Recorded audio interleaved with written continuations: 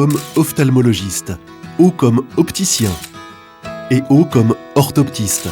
Ces 3 O constituent ce que l'on appelle la filière visuelle qui prend en charge la santé et la qualité de notre vision.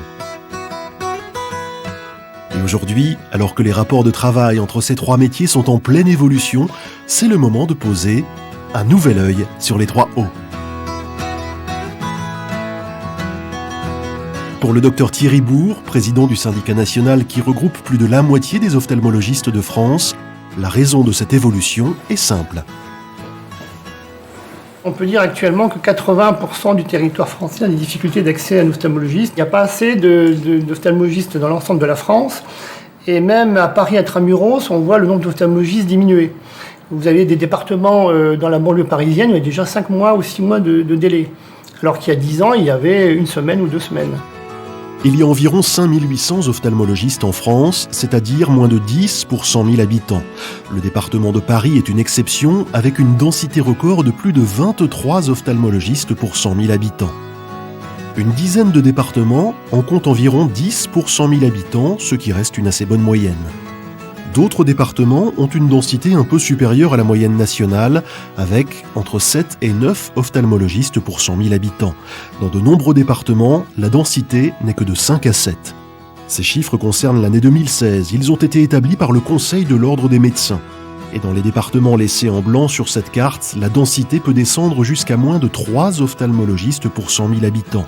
C'est dans ce cas que l'on parle de déserts médicaux. À titre d'exemple, si cette patiente vient consulter dans un cabinet parisien, ce n'est pas un hasard. Moi, je viens de Rouen, parce que j'ai des délais d'attente de 6 mois à 1 an, donc c'est pour ça que je viens sur Paris. C'est un problème vraiment grave. Il y a 10 ans, il y a à peu près 80 départs en retraite par an. Là, on passe actuellement à 250. Et alors, c'est sûr qu'on a augmenté le nombre d'étudiants formés, mais pas encore assez pour faire face au départ massif qui va avoir lieu les prochaines années. Donc il faut trouver effectivement des solutions alternatives et ça passe par la création d'une équipe autour de l'ophtalmologiste. Donc c'est pas seulement l'ophtalmologiste plus sa secrétaire, il y a maintenant des orthoptistes qui s'ajoutent et puis avec les opticiens, il y a une sorte de délégation qui dure 2 ans ou 3 ans pour le renouvellement de lunettes et maintenant de lentilles de contact. Les rapports entre ces 3 métiers ont récemment été modifiés par des décrets publiés suite à des discussions entre les pouvoirs publics et les syndicats. Comme nous l'indique Alain Gerbel, président de la Fédération nationale des opticiens de France, puis Laurent Milsten, président du principal syndicat d'orthoptistes, ces syndicats sont assez différents de ceux auxquels les salariés sont habitués. Le taux de syndicalisation est faible dans le monde du travail, dans le monde salarié. Ce qui n'est pas le cas du monde libéral et des professionnels de santé. Ce sont des syndicats patronaux dans l'optique. 30% des patrons aujourd'hui sont syndiqués. On estime à 4000 le nombre d'orthoptistes actuellement. Sur ces 4000 orthoptistes, 3000 travaillent en cabinet libéral et 1000 travaillent à peu près dans les structures et dans les cabinets d'ophtalmologie.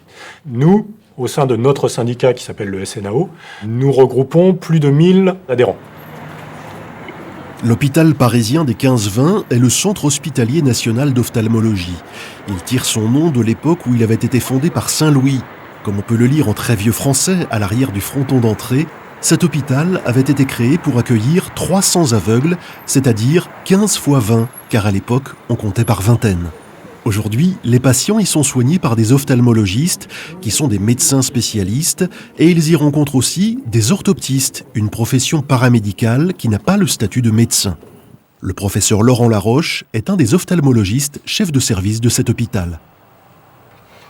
Aujourd'hui, dans la plupart des cabinets d'ophtalmologie et dans les hôpitaux, les patients sont volontiers reçus d'abord par une orthoptiste qui débrouille en quelque sorte le problème, se livre à un certain nombre d'investigations complémentaires grâce à des appareillages absolument miraculeux qui tous les jours apparaissent et qui permettent de faire des choses formidables, pour que en réalité le médecin recentre son activité sur un temps vraiment réellement diagnostique, une démarche diagnostique et une démarche thérapeutique.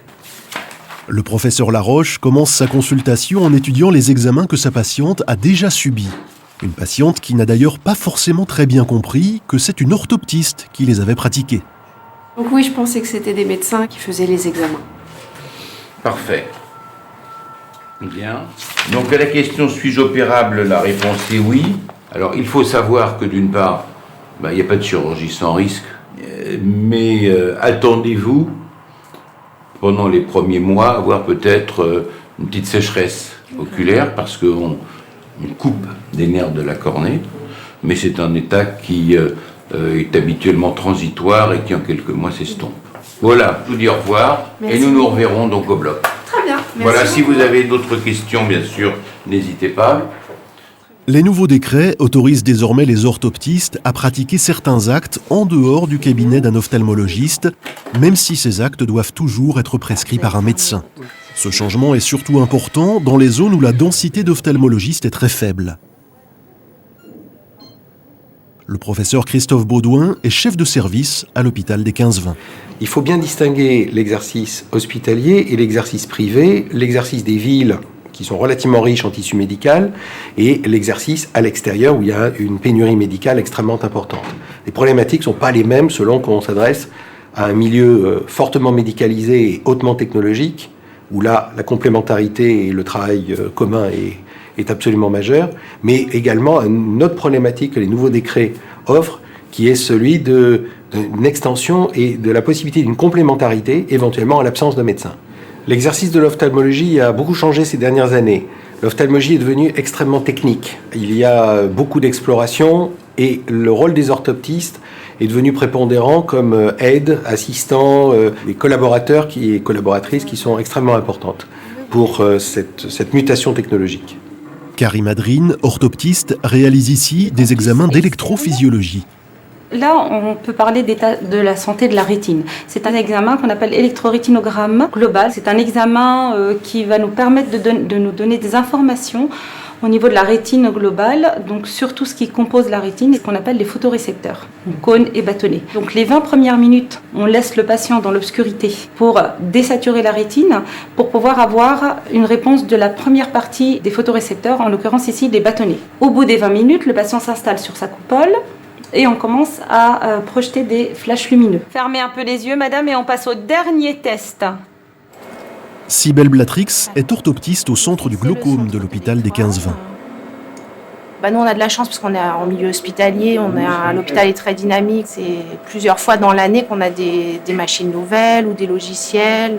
J'étais diplômée en 93, donc ça fait 23 ans que j'exerce. Je me suis jamais ennuyée. Voilà, j'adore mon métier.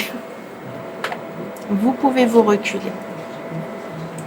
Le nom orthoptiste, c'était pas du tout familier pour moi avant que je dois faire ces examens-là.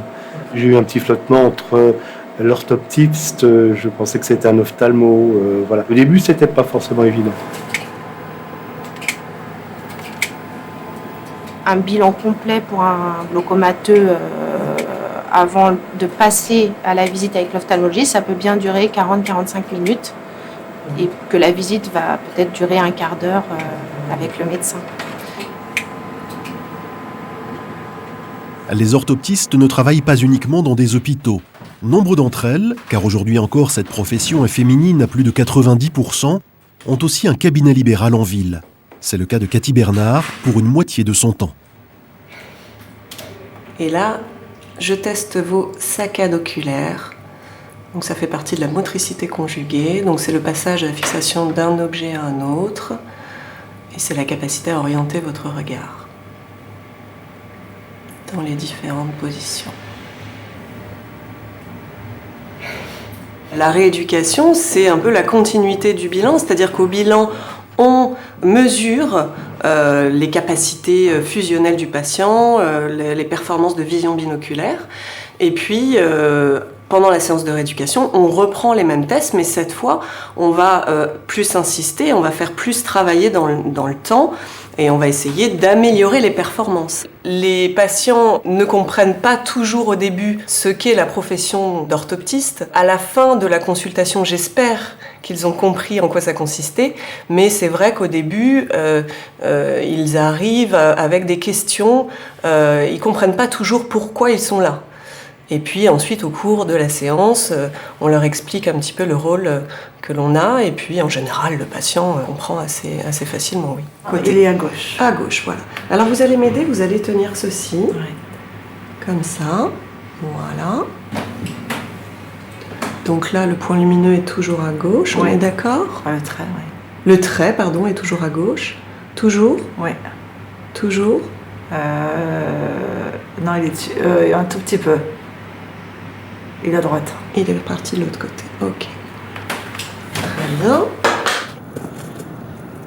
Mais Cathy Bernard passe l'autre moitié de son temps au 15-20, où elle pratique aujourd'hui un examen sous l'œil attentif d'une stagiaire. Voilà, face à la machine. Oui.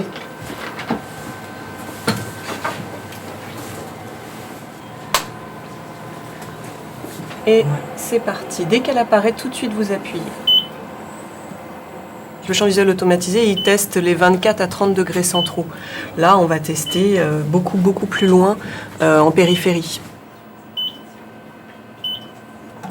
Déjà, la différence entre le travail de l'orthoptiste en cabinet et à l'hôpital, c'est qu'à l'hôpital, on est amené à avoir des pathologies quand même différentes, qui sont peut-être plus rares, plus compliquées, qu'on n'a pas forcément en cabinet. Et puis ensuite, on peut être amené donc à former des stagiaires en orthopsie à l'hôpital, ce qui est aussi une part du métier qui est vraiment intéressante et encore différente. La rééducation a longtemps été l'activité des orthoptistes la plus connue du grand public. Cette pratique est toujours importante, en cabinet ou à l'hôpital, notamment en cas de basse vision. C'est le cas pour cette patiente qui est atteinte de DMLA, dégénérescence maculaire liée à l'âge. Elle a perdu presque toute sa vision centrale. Elle est reçue par Alice Galland.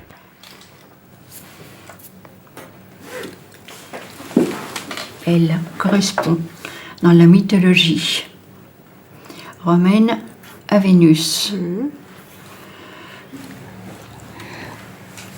On comptait parmi ses amis. Non, faites attention, elle n'est pas trop. Ses amants. Ses amants. Ses amants Arès. On parle tout le temps de rééducation, mais effectivement, on est plus sur de la réadaptation. L'objectif n'est pas d'éduquer les gens, puisque la fonction de voir et autres, c'est quelque chose qu'on apprend dans l'enfance.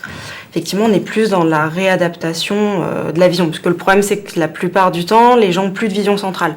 Or, au cours de notre enfance, notre cerveau est éduqué pour voir avec cette vision centrale, et la main est éduquée pour aller au centre. C'est-à-dire que même en fermant les yeux, si vous touchez quelque chose, vous allez toucher ce qui correspond à votre vision centrale. Là, dans le cas de madame, elle voit plus avec sa vision centrale. Du coup, elle est obligée de se forcer à utiliser sa vision périphérique. Du coup, le problème pour tout ce qui est gestuel, c'est que sa main continuait à aller à la vision centrale au lieu d'aller sur sa vision périphérique. Jamais, quand j'ai commencé avec vous, jamais j'aurais pensé pouvoir lire comme ça. Alors, j'ai pensé justement à vous et à l'écriture.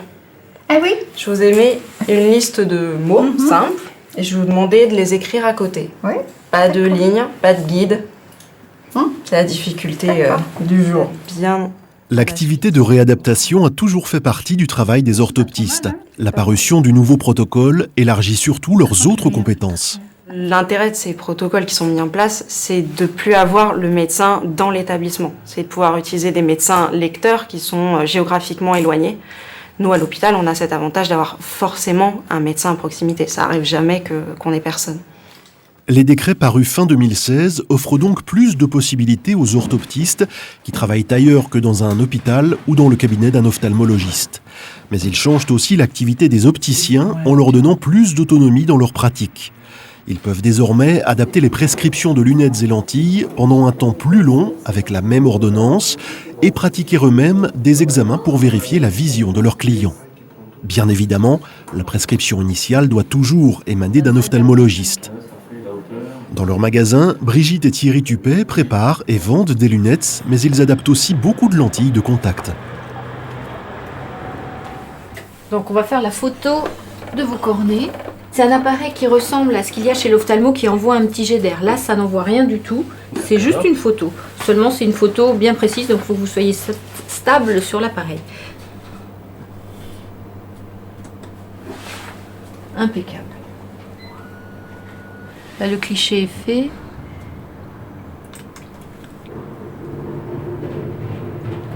Voilà, donc là c'est la carte topographique des cornets. Vous pouvez enlever la tête, c'est bon, c'est fini.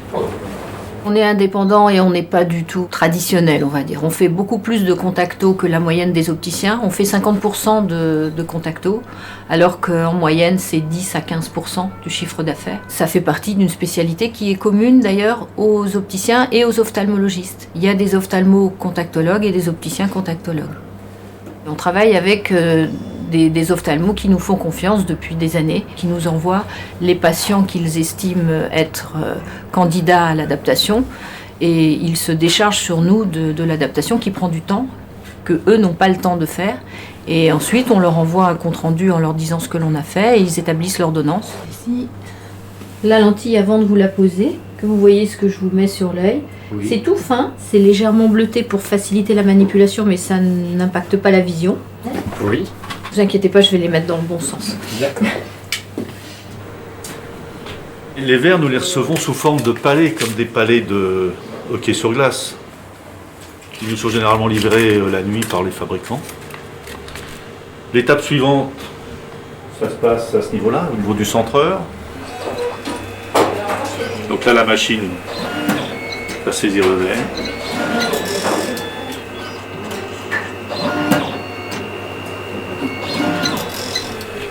Et ensuite, l'étape suivante, c'est le taillage du verre par la mode automatique.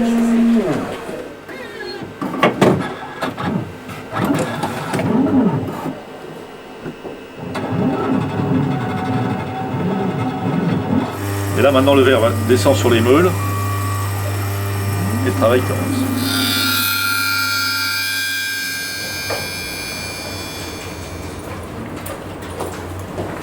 C'est très bien. Tout va bien? Impeccable. Ouais, très bien. Ben, je vous remercie, puis je repasse dans la soirée alors. À ce pour soir. Le contrôle. Au revoir madame, merci, au revoir monsieur. Au revoir, Bonne monsieur. journée, à tout à l'heure. Si orthoptistes et opticiens ont chacun leur rôle dans la filière visuelle, il est assez rare de les voir travailler ensemble. C'est pourtant le cas ici, au CECOM, un institut où des personnes atteintes de basse vision peuvent se présenter et consulter gratuitement un orthoptiste puis un opticien. Le bilan, réalisé conjointement par ces deux professionnels, a pour but de leur proposer des solutions pour augmenter leur autonomie et réduire leur handicap. Alors vous êtes là, j'imagine, pour certaines choses très particulières que vous n'arrivez plus à faire aussi bien qu'avant. J'arrive plus à lire. Qu'est-ce que vous avez comme outil qui vous aide à lire aujourd'hui? Ouais. Alors, mes lunettes qui m'aident un peu, mais je me sers de mon téléphone. En fait, c'est jamais net. Donc, du coup, il me faut mes lunettes, mais mes lunettes ne me suffisent pas. D'accord. Donc, je prends mon téléphone. Le castor est un excellent nageur, pardon.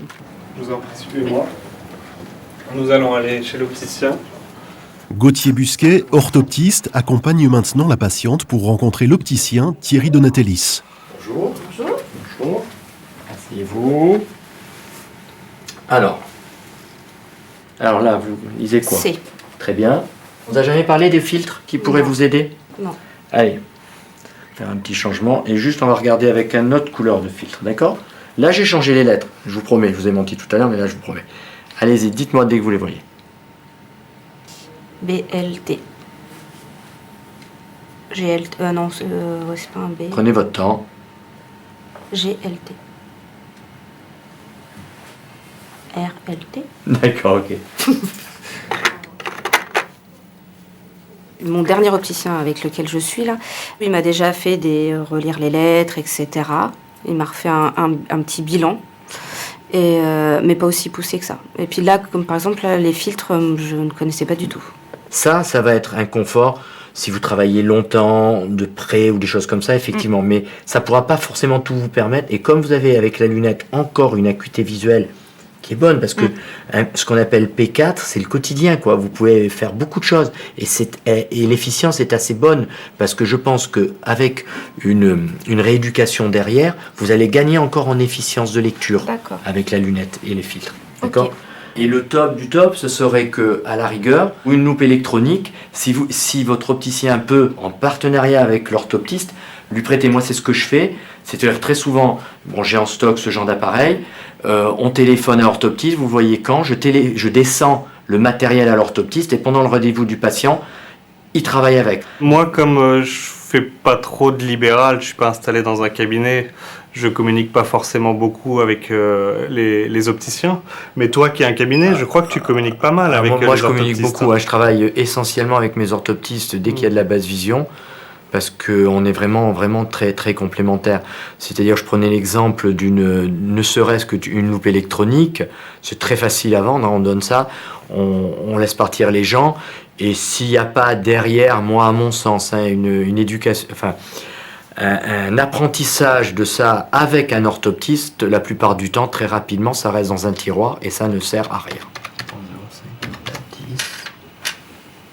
Les collaborations entre ophtalmologistes et orthoptistes se généralisent aussi en dehors des hôpitaux, comme ici à la consultation de chirurgie réfractive du docteur Catherine Al-Bouganem.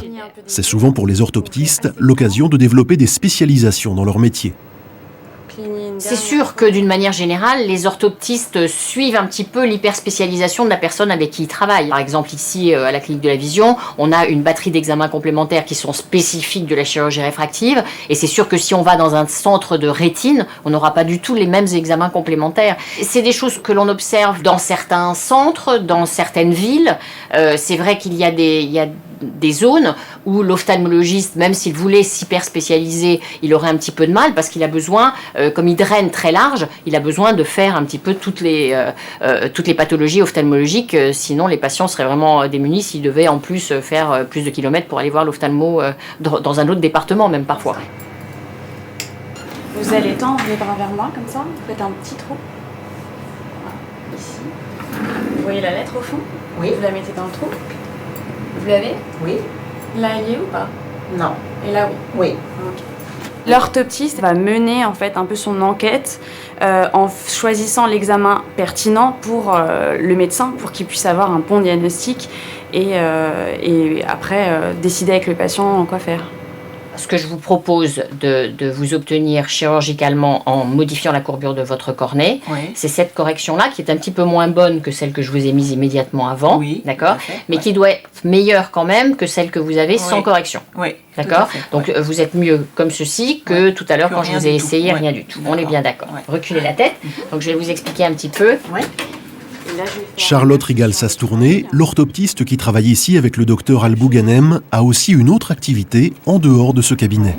Je suis depuis le 1er avril 2014 la coordinatrice pédagogique du département d'orthoptie de Paris 6. Et donc j'organise le planning des étudiants, j'organise les cours, etc. Pour qu'ils soient conformes à la réforme imposée depuis 2014 par le ministère de l'Enseignement supérieur et de la Recherche. Le but même du ministère était de relever le niveau national des orthoptistes pour qu'on vienne en soutien en fait, aux ophtalmos, ce qui n'était pas vraiment le cas avant. Il y avait vraiment, en fonction des écoles, des grosses disparités de spécialisation ou même de connaissances. Et donc, avec cette réforme, on a maintenant une harmonisation du niveau national du métier de l'orthoptiste. Cette fonction de formation est placée sous la direction du professeur Laroche. Aujourd'hui, le département universitaire d'orthoptie que je dirige forme pratiquement une centaine d'orthoptistes par an. Dans une filière licence, master, doctorat, c'est-à-dire que les orthoptistes qui sortent de notre filière ont suivi près d'1 millier d'heures de cours, plus de 1200 heures de travaux dirigés et encore plus d'heures de stage à l'hôpital. Donc elles sont véritablement formées au plan théorique et pratique à assurer des soins dans le cadre de cette filière visuelle. Les décrets qui sont sortis là, c'est le cadre juridique pour les 10 ans à venir à peu près. Donc il y a certaines choses qui vont aller très vite, et puis il y avoir un nouveau type de protocole qui va se faire à distance en télémédecine. Donc ça, la télémédecine, on en parle depuis longtemps, ça a du mal aussi à se développer. On espère que ce système-là, il va booster un peu la télémédecine, mais il va falloir également que l'assurance maladie développe une nomenclature adaptée, ce qui n'est pas le cas actuellement. Et donc, toutes ces nouvelles technologies, on les met déjà en place.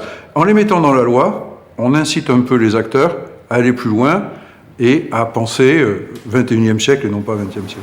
Et les patients, eux, peuvent espérer que leur délai d'attente pour un rendez-vous en ophtalmologie vont se réduire, ce qui, dans certains départements, pourrait être une véritable révolution.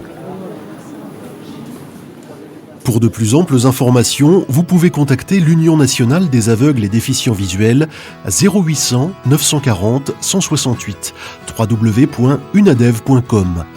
Pour retrouver toutes ces informations ainsi que d'autres, le site internet de France 5 est à votre disposition, www.france5.fr/à vous de voir avec des tirets. Ou écrivez-nous à vous de voir, France Télévisions, Pôle France 5, 10-12 rue Horace Vernet, 92 130, Issy-les-Moulineaux, Cedex-9. Auteur-réalisateur, Philippe Dorizon. Producteur délégué, Emmanuel Schlumberger. Avec le soutien du Centre national du cinéma et de l'image animée et de l'UNADEV. Avec la participation de France Télévisions. Presse, Valérie Blanchet. Production, Céline Raffestin, Thomas Bonnet. Unité documentaire, Caroline Béard, Anne Gouraud, Hervé Guérin. Cette émission vous a été proposée par Bleu Cristal Média et France Télévisions.